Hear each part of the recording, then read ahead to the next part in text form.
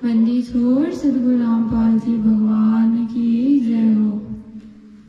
भोग लगाओ महिमा गाओ सतगुरु से करो अरदास शरण में रखना जी। भोग लगाओ महिमा गाओ सतगुरु से करो अरदास शरण में रखना जी। गुरु रूप में सायब कबीर गाँव धनाना प्रकट है। गुरु रूप में सायब कबीर गाँव धनाना प्रकट है। इनको ना पहचान के इंसान मानव तन में मरकट है। इनको ना पहचान के इंसान मानव तन में मरकट है। इनका ध्यान ही बंदे खोले बजर का पाठ शरण में रखना जी। भोग लगाओ महिमा गाओ सतगुरु से करो अरदास शरण में रखना जी। भोग लगाओ महिमा गाओ सतगुरु से करो अरदास शरण में रखना जी। सात दीप और नौ खंड सतगुरु सम नहीं दूजा है। सात दीप और नौ खंड सतगुरु सम नहीं दूजा है। सुर नर मुनि जन तीनों देवा करते गुरु की